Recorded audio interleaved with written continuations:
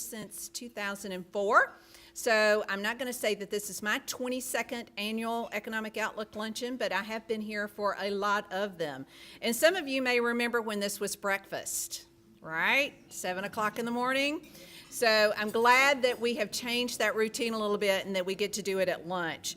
I want you all to please continue your lunch as we begin the program, and I want to thank you for being here and your interest and your support of our community. And I want to thank the Rotary Club for co-sponsoring this event as well. So now I'm going to turn it over to Dr. Patterson, who is our interim president for Georgia Southwestern, and let him do some welcoming remarks as well. I'm Charles Patterson. I'm the interim president here at Georgia Southwestern State University. I'd like to welcome everybody for our Economic Development Outlook meeting. This is a great time for Georgia Southwestern. And it's a great time for Georgia Southwestern and our community. You know, we've had the opportunity over the last 2 years to grow our enrollment by about 10%. And that is thanks to our team here at the university. But it's also very important because of the role of this university in economic development in the local economy.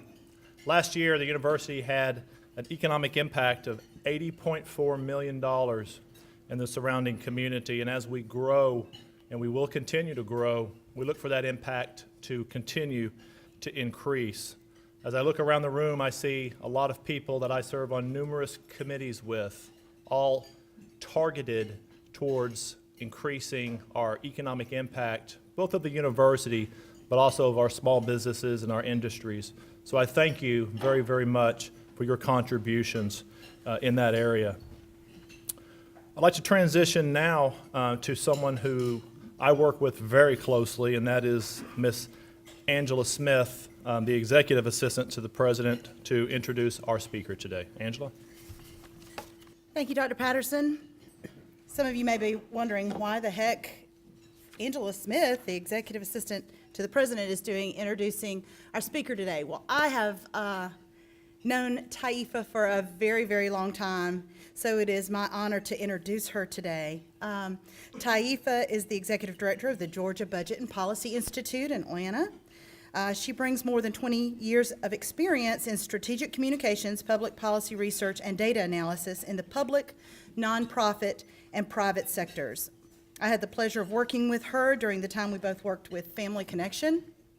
She served as the Policy and Communications Director for Georgia Family Connection Partnership, where she co-managed the Georgia Kids Count project and monitored public policy and its impact on children, families, and communities.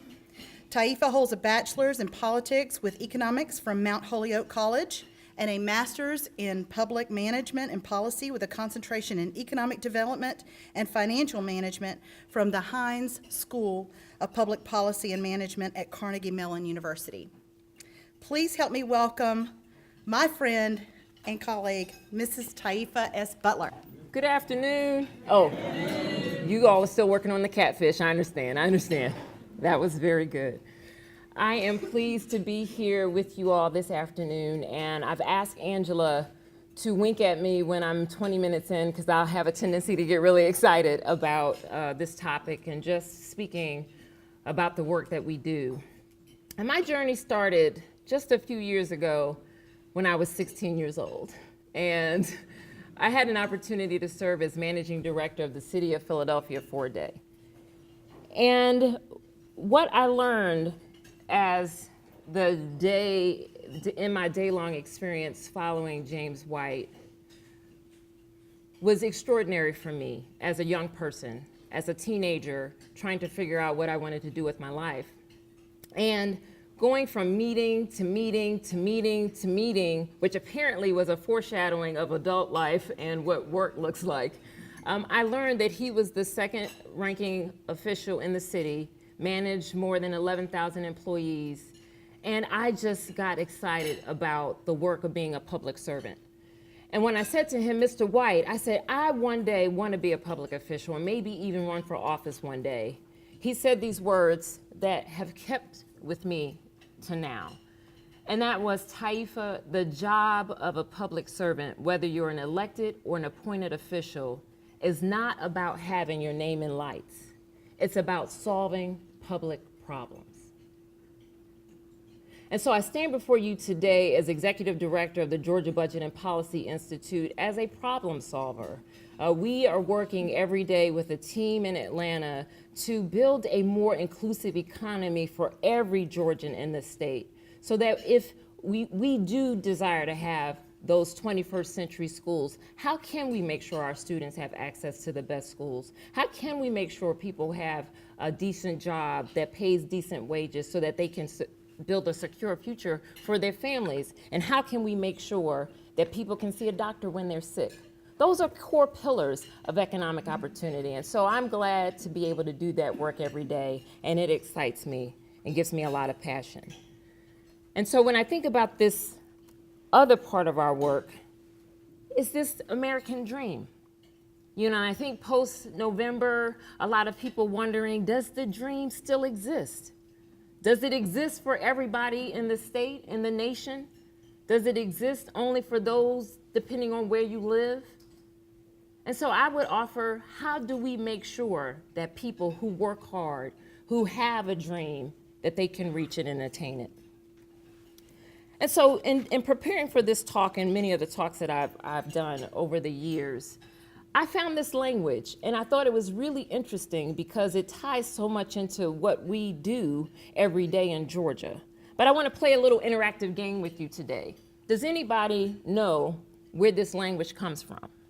The United States can achieve its full economic and social potential as a nation only if every individual has the opportunity to contribute to the full extent of his capabilities and to participate in the workings of our society. There was an act that passed that was talking about this very thing that we're doing every day. Anybody know where this comes from? Any guesses? It's the Equal Opportunity Act of 1964. And it was an act to mobilize the human and financial resources of the nation to combat poverty in the United States. So when we talk about opportunity and we talk about poverty, these have been issues that have been discussed for 50 years. 5 decades, United States state leaders have been thinking about what can we do to address the issues of poverty that limit options for many of our citizens. So that's what we want to get to. How can we get this American dream, and how can we advance economic opportunity? Well, I wouldn't do my job today if I don't at least touch on a little bit of the economic outlook of where we are today, but then talk about a path forward, and that path being something around equity. So let me touch on a few things and take you through a short walk around our economic outlook. And if you think about sort of where we are in our nation, where we are in Georgia's history, we are nearly 7 years beyond the Great Recession, where Georgia's economy hit rock bottom. And our families are still working to make up some of that lost ground, and we still are facing some persistent challenges. Wages and incomes are still well below pre-recession levels, as you can see from this chart. And poverty still remains a little higher than where we were pre-recession. And so again, we need to think about those things that we can do to continue to help families thrive. Household incomes were stagnant, as you can see from this chart, most of the 2000s before crashing, before the recession, which lasted late 2007 to early 2010. And the income for a typical Georgia family fell by about $7,700 between 2007 and 2011. And many of those incomes are beginning to rebound, but they are not quite back to where they were pre-recession. And also, again, as the other chart, the other line graph shows us, that poverty has gone up and is ticking down a little, but it is still above pre-recession levels. And we know this, you are living this. Georgia continues to be one of the highest ranked states for poverty. We're 10th in the nation. And then Southwest Georgia is no stranger to persistent poverty, given all of the tremendous studies that have been done about generational poverty, particularly in Georgia. This region continues to be plagued with some serious challenges, and we'll discuss those. So if we think about what ties into income, stagnant wages and falling income is a result of stagnant and falling wages. And wages have been a challenge in our state as well. As you see, wages for the typical Georgia worker fell nearly $2,700, or by 7.7% from 2009 to 2015. So we're beginning to see wages rebound, which has been great for our state. But if you pull those data out and look at some of the details, men who are making more than women have higher wages than women, saw some of the sharpest declines when it came to wage growth and the impact of the recession. So those are some of the things we need to keep in mind as well as we think about wages, about our workers, whether they're male or female. We know women in the state make 70 cents for every $1 a male makes. So there are some things, again, that we can do around addressing these issues of disparity. And then I just pulled out for you the median household income for Southwest Georgia. The Lee County has the highest median income at $61,000, a little more than $61,000, and then the lowest median household income can be found in Stewart County at $21,000, a little more than $21,000 for median income. And so another driver for economic opportunity and income and wages is obviously job loss and how that affects people's ability to make money. And we saw during the recession, Georgia lost more than 330,000 jobs when the recession hit. We are finally back above where we were pre-recession. We have gained the 300,000 that we lost, and now we are above that at about 253,000 more jobs. And we've seen unemployment fall to, in 2015, we're at about 5.8% in unemployment. And from what we're hearing from economists, and I will say I'm no economist, but that's good for our state. Some might say we're nearing full employment. But we know in this region, there is still tremendous challenges facing some of our families who want to work and who aren't able to, whether that's because of job opportunities that may not be there or the mismatch of job skills and to what's available. And some of what we see here in the region, the lowest rate of unemployment is in Lee County at 4.6%. And then the highest unemployment we see in this region is Chattahoochee at 8.3, closely followed by Webster at 8.1% unemployment, according to the most recent data available. So we know that there is a strong correlation between education, poverty, and opportunity. And if we look at this map that shows where, and unfortunately the circle is a little bit more to the east of where we are, but this shows the percentage of adults with an associate's degree or higher in this region. And again, the highest county that has the population with the most, over 25, is Lee, and the lowest is Macon County with just 13.55% of adults who have beyond an associate's degree. And so are there any workforce development professionals in the room? Any professors or teachers here at this institution in the room? So when we talk about workforce development, right, when we're retooling and retraining many of our adults, these are the things that are very important for industry and economic development. As we hear from the state chamber, as we hear from chambers all over this state, is when businesses want to invest or come into a community, they're asking about the workforce and how educated, where the talent is, and also the strength of the schools. So these are selling points from an economic development standpoint. So if we think about some of those challenges that continue to I won't say plague, but I will certainly say provide context for this region, how do we start to address this? And I want to talk a little bit about the opportunity gap. The opportunity gap has been a term that's mainly been used in the education circles when we, can I just move this? When we talk about the learning gap or the achievement gap. Is that right? All right. But I want to offer to you that the opportunity gap exists a little beyond education. Let's talk about healthcare. Is every citizen able to go to a primary care physician and get their needs met? Is everyone able to attend a great public school in their community or in their county? Does everyone have access to that job that is paying a decent wage? So I would say that there is tremendous disadvantage that still exists that we have to think about, again, solving. And I'm repeating myself on purpose.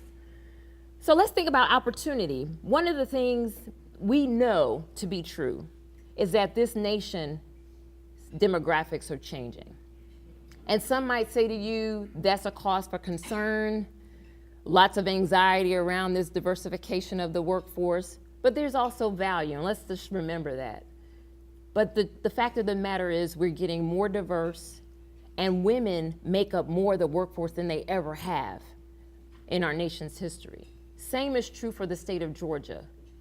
Women make up more than half of our workforce. So when we talk about the needs of a worker today, with women making up more than half, with women being more than half of the breadwinners or co-breadwinners in their home, when we think about work supports and what that worker needs, childcare comes into the conversation, right?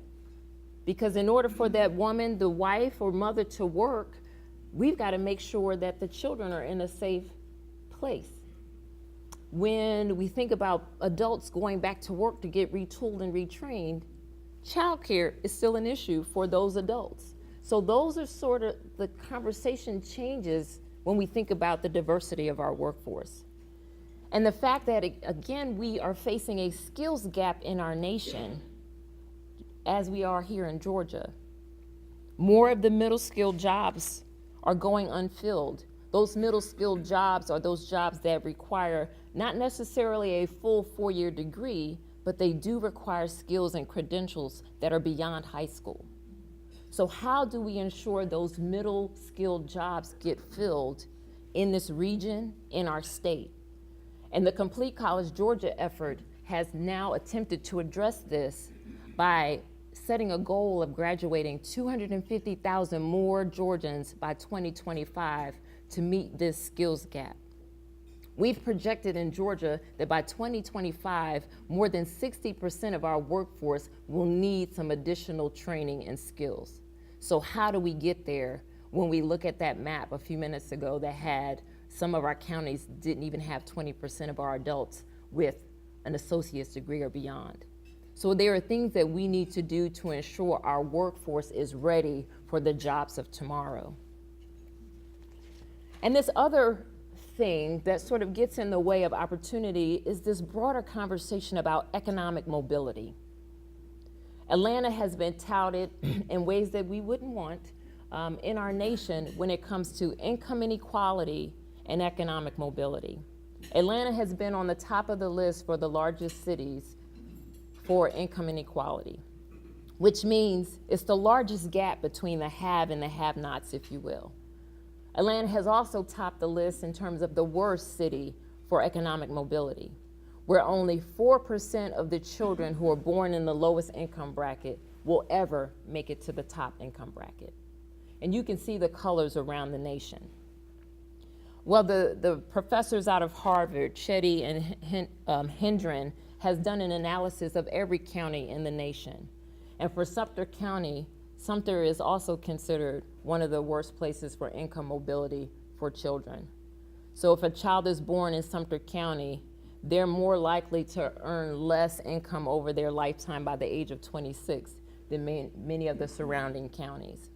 You can go to NewYorkTimes.com and find these data and plug in your different counties. But again, this helps us see excuse me, where we are and what some of the challenges are for this region.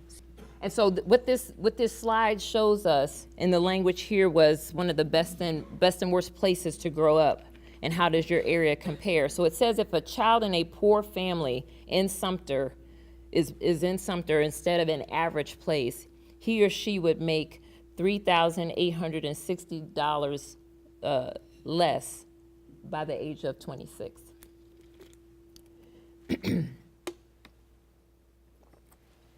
Excuse me. And then when you compare poor kids, average kids, and rich kids, and then kids in the top 1%, there's also a difference of what children might make by age 26. I just wanted to show you this because, I looked at some of the chronically failing schools in this region. We look at the data, and the data is very telling. But I'm here to tell you this, we have solutions. There are things that we can be doing to really address these things, and it takes public will. When I look at this chart and I see all these issues of, inequality and social economic, children, demographics, and race, and all these things that plague the discourse right now in our nation, which is so polarizing. But I want to say that there's hope. When I had this conversation with my husband and we were talking about just the barriers that are in place and how do you overcome them when they seem so challenging. And we said it's a matter of know-how, is it a matter of will, what is it? But I wanted to share a few things that I know in terms of opportunities that we can solve this issue. One of the challenges, and I used to work with the Better Brains for Babies initiative many, many years ago before I came over to GBPI. And so when we talk about the foundation of a child's life, particularly one who lives, with disadvantage, economic disadvantage, there are so many things that happens in a child's brain. Any brain development folks in the room, early childhood professionals here today? There are so many factors that go into whether a child's brain will develop in the most optimal way. And a child who lives in poverty are much more likely to have inadequate nutrition, face toxic stress, perhaps abuse and neglect in their homes, some type of daycare situation that might not be top quality. So these are the very foundational areas that are important for children in our communities who are living in poverty. And so if we know these things and the best practice and the best research tells us how to address these, then there's some ways to solve it. I love this chart by Karen Pittman's group, the Forum for Youth Investment. It is the education pipeline, ready by 21. And so if we think about all the pipeline, all the educational systems that touch a child in addition to adults, from early childhood to the post-secondary, all the way to working and ready for career. How do we ensure the children and those families who are interacting with these systems go through those smoothly without falling through the cracks? And what do we do with the insulation that's needed to make sure that those children get through the system in the most beneficial and optimal way? Do we ensure the after-school programs and the things that are happening in community, from civic engagement and some of the civic organizations like Rotary, like Kiwanis? What are you all doing in the community to make sure we shore up that insulation for those students? I think that's really critical for the success. And then as we think about the other environmental factors around families, whether it's housing and transportation and some of the financial and fiscal challenges families face, those all play a role into how we can move families through this pipeline. And so my husband is an avid watch researcher. He's really into those automatic watches with the beautiful movement and all that stuff. And so we were talking about this company, this German company, Glashütte, and their watch, the original Senator chronometer blue. This blue dial, the creation of this blue dial, they say takes 70 steps to create. And they said in this process of the lacquering and the heat and the hand painting and all the craftsmanship, with those 70 steps, they produce a lot of defects and rejects from these watches. Why?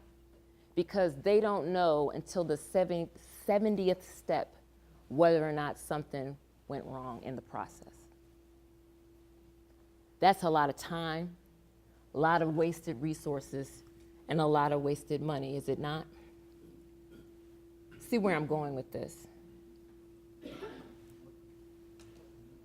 So think about our system. Think about workforce development professionals, you all in higher education. Do we have time to waste, number one, when you find that, I heard this from some of the agency heads a few years ago, that oftentimes students who show up in higher education often need remedial help. You know, those who are coming from disadvantaged communities. They need some additional training and skills building to be able to be successful in a higher ed post-secondary classroom.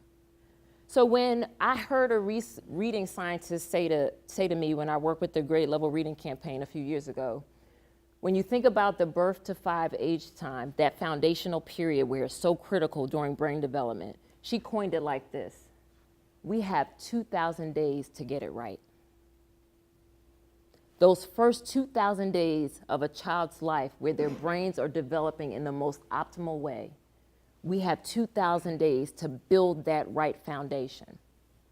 And so if we don't build that right foundation, let's think about then when they show up into our K-12 system, some of the shortcomings and the deficiencies and the extra supports they need. And then when we say the jobs are going to require post-secondary training, we need you to keep going. What are those additional supports that they need to continue further to be able to meet those middle skill jobs that are going unfilled right now? Or if we think about our adults in our communities today who need to go back and get retrained and retooled, think about the foundation that it was laid. My friends, we know too much. We know too much to not get it right. And I think this is the time where we've got to be intentional and thoughtful and strategic about the work of advancing economic opportunity, particularly when we're facing so many challenges in our communities. So this other story I got, again, from my husband, who's an environmental engineering professor at Mercer in Macon. He teaches a public health class. And we were, again, talking about these public problems that seem to be so big. How do we solve them? And so I took one of his slides. And this goes to the fact that there are 3 different realities facing the world when it comes to health and drinking water. So there's surface water. This is where many countries, many communities are getting their drinking water, which are contaminated with a lot of microbial contaminants that typically come from animal waste. This is where some people on our globe are getting their water. And then we have groundwater. That groundwater is less contaminated, but it is also impacted by the quality of the soil where that water is. And then we have what we all know is our tap water, which is 50% ground, 50% surface, but it's been treated. And in some of us, we know, depending on the infrastructure in our communities, much like Flint, if that infrastructure isn't good, it will leach contaminants into that water. Or you can be in a place where you're getting your tap from a faucet that recognizes your face and gives you the temperature based on the settings. So again, the quality of what's available, the 3 different stark realities of drinking water on our globe. And so I said to Andre, I said, well, what is it? Why can't we solve this problem? Why can't everyone have access to clean drinking water? And he says, the technology is there. They know how to treat water. The know-how is there. People have been trained. They're engineers. They know how to do it. And it's not a matter of money. Money is available. It comes down to the will to do it. And so I want to just leave with some hope and some encouragement to all of us that we can build a more inclusive economy in our state, but it will take some targeted effort on our part. And if we keep equity in mind, which is the just and fair inclusion in our society where everyone, no matter where they live, no matter what color they are, no matter community, rural, suburban, urban, that everyone has access to reach their full potential. And I think part of this notion too is that if you're not doing well, I'm not doing well. That we're all affected by the challenges that families are facing, particularly those who are poor. I mean, if we think about poverty weakening the economy, as I hear from our economic development friends, it's very difficult to attract business in communities that are very depressed in terms of the industry, in terms of jobs, in terms of worker skills. But the economic strength of our state is based on a strong middle class with robust purchasing power. In terms of our overall competitiveness, children and young adults living in poverty are less likely to attend college, we know, and leaving them less prepared for those jobs that we talked about that are needed in the future. And then when we talk about increasing health costs, those who are less advantaged or low income are more likely to go uninsured and put off preventive care, which again leads to more costly health care in the end. So I just want to challenge you to dream. Much like my team at GBPI, we are dreaming for a state where everyone has access to be able to have a secure future. We want everyone to be able to have a job, as I mentioned. And I know part of the challenge for us is we can't forsake the safety net, which is really important for so many families in our state. But we've also got to think about ways that people can stand and work hard for what they want. My dad was a prime example of that, where he worked 3 jobs at one point to try to make it for our family. So that's really important for us to dream about that. And then the partner. I used to work with Angela with Family Connection. There is value in us pulling up a chair at the same table and talking through these issues together. And that's across sectors, that's across industries. We know that the public sector can't do it alone. There is a role for government to play to help facilitate opportunity, but we need the business community at the table. We need the philanthropic community at the table. We need civic organizations at the table to really help us think through how we can ensure the best outcomes for our families. And then we need to target those resources in the most strategic ways. Last year, we released a report called the Economic Opportunity Agenda for Georgia Women. And this was one way for us to think about a gender lens for that workforce that we talk about that's growing and has specific needs. And the one thing that we found through some research from the Institute for Women's Research in DC was if women were paid, here's an example, if women were paid the same amount as men for the same job, our economy would benefit by $14 billion. There would be $14 billion more dollars in our economy if women were just paid the same. And poverty would nearly be cut in half if women earn the same as men. There are ways to think about this and solve these challenges that we face. And we also offered up some other solutions. I want to leave by saying this. Poverty, the lack of opportunity is not insurmountable. I know I've heard from many folks around the state about, sometimes we just might need to consolidate these counties that are so small, and that'll make things better, consolidate the government, save dollars. When you have limited resources, there's still limited resources, right? But what are the ways in which, again, that we can offer up these right ideas? Protection of the safety net, like I said, we will continue to advocate for that because it's needed so that children and families don't fall further into despair. But how do we promote things like a livable wage, like a self-sufficiency standard based on where you live? In order to make ends meet, you need to make so much. We need the business community to be thinking about this with us. How do we ensure that we have access to health coverage? I know this is a big debate, you all know, that's happening in DC right now. So critical for families. As I was talking to Dr. Patterson this morning and some of the challenges around retention rates, and Georgia Southwestern has some good retention here, but there are other institutions where students who can't afford to go to school drop out, or the state drops them off the rolls because they're not able to pay. How do we ensure some need-based opportunities are on the table for some of those students? I heard from Commissioner Jackson, who used to run the TCSG, the technical college system, and based on often just $500 to $800 of a gap that they have in financial need, they still can't make it and have had to drop out of school. And they get purged off the rolls. So what can we do in those instances to make sure that those students still continue on? And I love this quote from Shirley Chisholm. And I will have you know, I've heard a lot of whimpering and complaining since November from both sides of the aisle. I have friends on both sides. I'm in a community with both the discourse is very rich. But we've got to come together, leave partisan politics aside, and figure out how we solve this together. And I love this quote from her that says, "You don't make progress standing on the sidelines whimpering and complaining. You make progress by implementing ideas." The research is there. The information is there. The solutions are there. They're in this room, Dr. Patterson, Dr. Chokes, they're here. So how do we help build up this community, this region, for a better tomorrow for your families? And I will offer to you that GBPI and I are here to help. Thank you so much.